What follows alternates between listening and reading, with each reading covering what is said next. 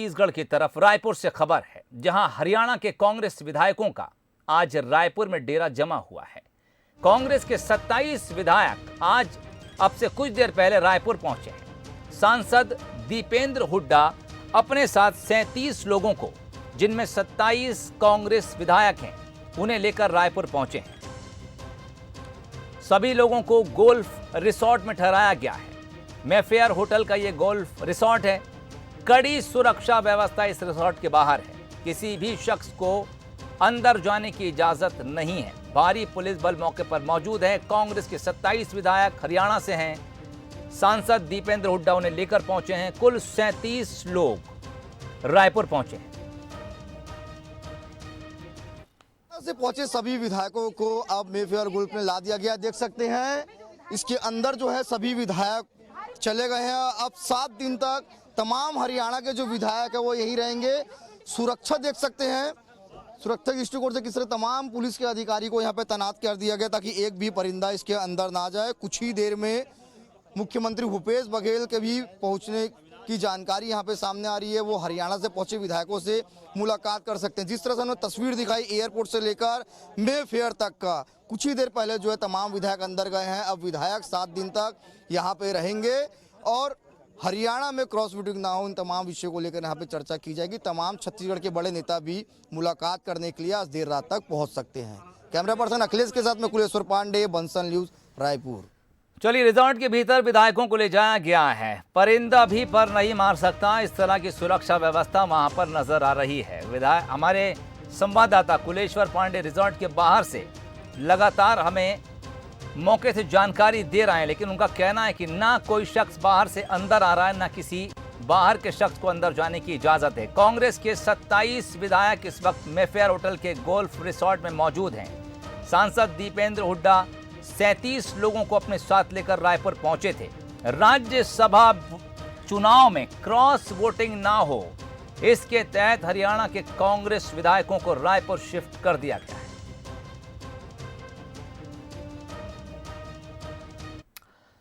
और इसी से जुड़ी अगली खबर, हरियाणा से कांग्रेस राज्यसभा प्रत्याशी अजय माकन रायपुर पहुंच गए हैं। अजय माकन वही नाम है जो हरियाणा से राज्यसभा प्रत्याशी हैं, कांग्रेस के उम्मीदवार हैं। इनसे पहले हरियाणा के 27 कांग्रेस विधायक भी रायपुर पहुंचे थे। मेफेयर होटल के रिजॉर्ट में मौजूद हैं। स्टेट एडिटर आदित्य नामदेव इस वक्त हमारे साथ फोन लाइन पर जुड़ गए। आदित्य जी, क्या कुछ जानकारी? देखिए, बहुत दिलचस्प हो गई है हरियाणा की रेस। और देखिए, जो छत्तीसगढ़ एकदम शांत था, जिसे मालूम था कि उन्होंने 2 राज्यसभा जो प्रत्याशी डिक्लेयर किए, वो दोनों का जीतना तय है। लेकिन अब छत्तीसगढ़ में राजनीतिक सरगर्मियां और राज्यसभा चुनाव जो कि छत्तीसगढ़ से रिलेटेड नहीं है, लेकिन अब पूरा कंसंट्रेशन देश का केवल छत्तीसगढ़ की राजधानी रायपुर में है, क्योंकि हरियाणा की जो रेस है वो छत्तीसगढ़ में आकर और दिलचस्प हो गई है। सीधे तौर पर देखिए, अभी जो विधायक आए थे, अजय माकन भी आ चुके हैं यहाँ पर। तो देखिए, धीरे धीरे बड़े नेताओं का आने का सिलसिला भी, और अजय माकन को तो आना ही था। देखिए, सबसे सेंटर ऑफ द पॉइंट वही अभी नजर आ रहे हैं, सेंटर ऑफ अट्रैक्शन वही नजर आ रहे हैं। फिलहाल जितने विधायक हैं वो सब मेफेयर में हैं। अलग से जो रिजॉर्ट है वहाँ पर, गोल्फ रिजॉर्ट, वहां पर रोका गया है। और बाकी जो बड़े नेता वो भी आ रहे हैं, और ये भी जानकारी आ रही है कि सीएम भी जा सकते हैं वहां पर। तो ये तमाम चीजें, बड़े नेता लगातार पहुंच रहे हैं। कुल मिलाकर देखिए, कांग्रेस अपने किसी भी विधायक को के साथ चांस नहीं लेना चाहती, क्योंकि कांग्रेस ये जानती है कि कहीं ना कहीं जहां आपने समय दिया, नजर हटी, दुर्घटना घटी। तो इसीलिए शायद पूरी पुख्ता तैयारियां यहाँ पर, अजय माकन भी यहाँ रायपुर पहुंच चुके। लेकिन आदित्य जी, रायपुर ही क्यों, छत्तीसगढ़ ही क्यों? देखिए, सबसे बड़ी बात है, देखिए, दो ही स्टेट हैं कांग्रेस के पास, एक तो राजस्थान और दूसरा छत्तीसगढ़। कांग्रेस को मालूम है, क्योंकि ये बड़े नेता जितने भी हैं हरियाणा से जो लोग आ रहे हैं या वहां पर अभी राष्ट्रीय राजनीति में है, उनको मालूम है छत्तीसगढ़ सबसे ज्यादा मजबूत गढ़ है कांग्रेस का। 71 विधायक है यहाँ पर, और कांग्रेस की सरकार शायद देश में भी, जहां भी, राजस्थान के बाद छत्तीसगढ़ में, लेकिन राजस्थान से ज्यादा छत्तीसगढ़ में विधायक हैं।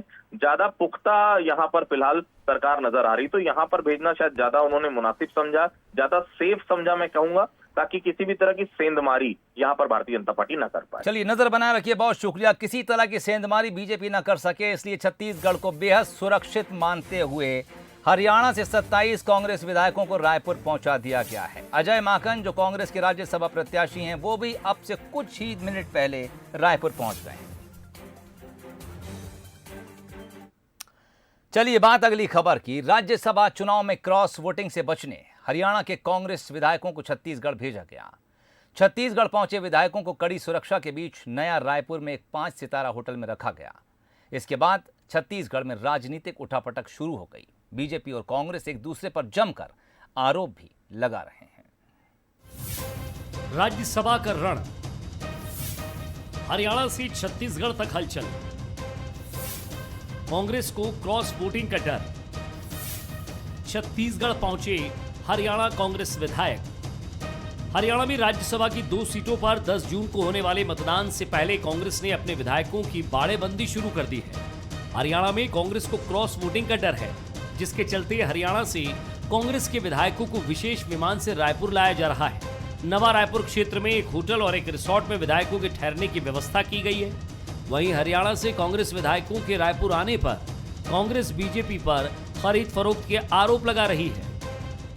देखिए, देश में कहीं कोई खतरा है नहीं, लेकिन जिस तरीके से लोकतंत्र की हत्या करने में भाजपा आमदा है, बहुमत हमें मिलता है, सरकार अमित शाह जी बना लेते हैं, कई राज्यों का उदाहरण है, तो ऐसी कहीं चूक ना हो जाए, इसलिए अगर राज्यसभा चुनाव के पहले अगर सावधानी नहीं किया जा रहा है तो मैं समझता हूं कि ये कहीं पे भी अनुचित नहीं है। हरियाणा की 2 राज्यसभा सीटों के लिए 3 उम्मीदवार मैदान में किस्मत आजमा रहे हैं। बीजेपी से कृष्णलाल पवार और कांग्रेस से अजय माकन ने नामांकन दाखिल किया है, तो वहीं पूर्व मंत्री विनोद शर्मा के बेटे कार्तिकेय शर्मा के निर्दलीय उम्मीदवार के तौर पर पर्चा भरने से मुकाबला रोचक हो गया है। इधर हरियाणा से कांग्रेस विधायकों के रायपुर आने पर बीजेपी कांग्रेस को ही घेर रही है।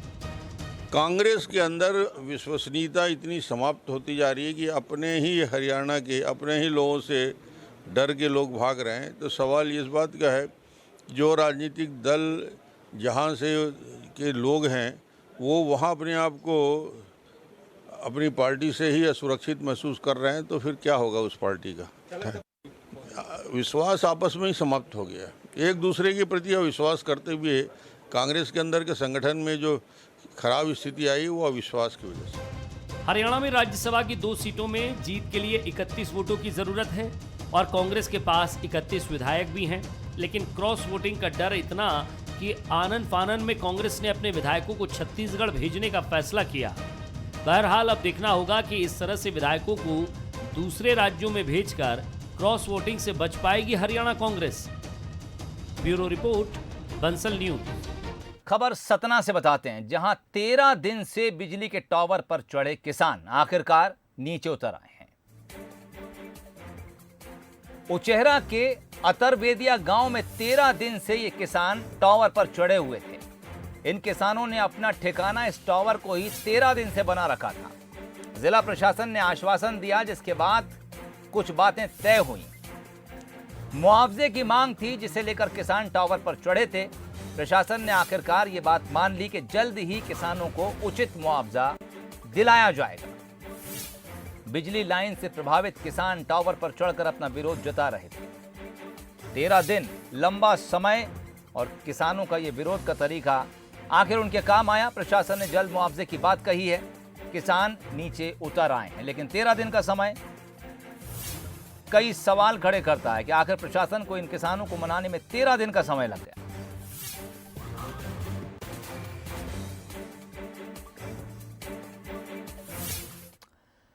अपराधियों और ठगों के हौसले कितने बुलंद हैं, अगली खबर इसकी बानगी पेश करती है।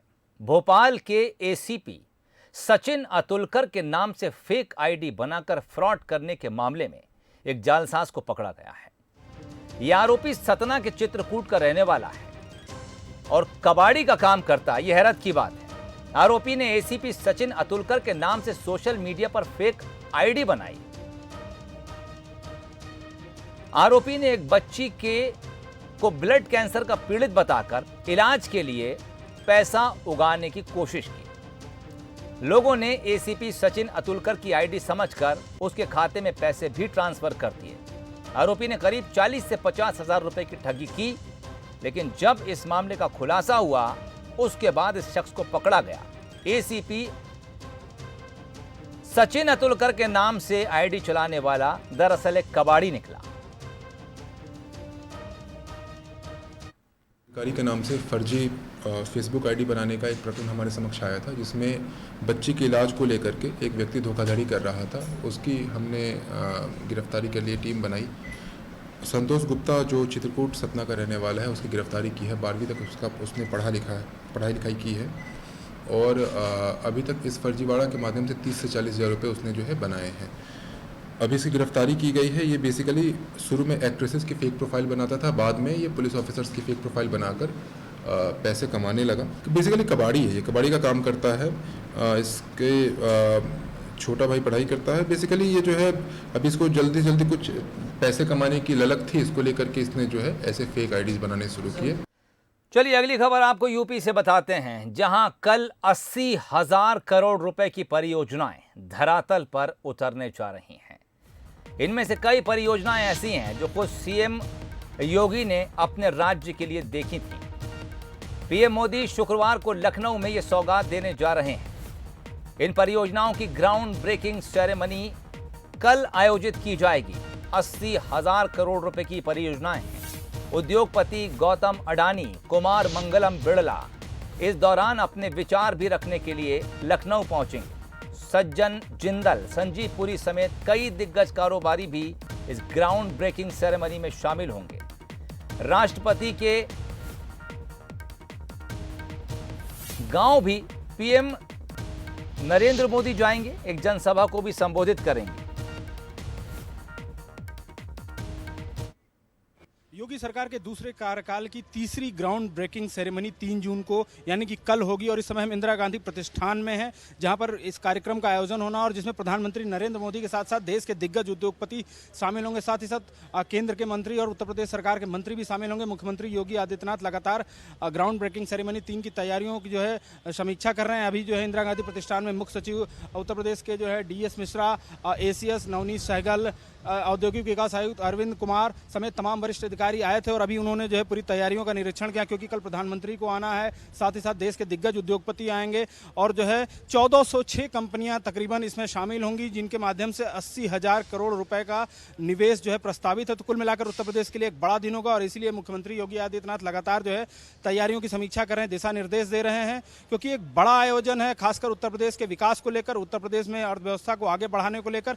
और जो उत्तर प्रदेश सरकार ने लक्ष्य तय किया है $1 ट्रिलियन इकोनॉमी का, उसको लेकर के एक बड़ा कार्यक्रम है ये। इसीलिए लगातार जो है सरकार इसकी तैयारियों की जो है समीक्षा कर रही है, लगातार दिशा निर्देश दे रही है और 24 घंटे काम हो रहा है, क्योंकि कल इस कार्यक्रम का आयोजन होना है जिसमें पीएम मोदी समेत देश के दिग्गज उद्योगपति, विदेशों से तमाम डेलीगेट्स लखनऊ आएंगे और बहुत सारे मेहमान लखनऊ आ चुके हैं। और इसी में आज शाम को जो है मुख्यमंत्री आवास यानी 5 कालिदास मार्ग पर एक डिनर का भी आयोजन किया गया है मुख्यमंत्री योगी आदित्यनाथ की तरफ से। कैमरा पर्सन सत्येंद्र के साथ आलोक राय, बंसल न्यूज, लखनऊ।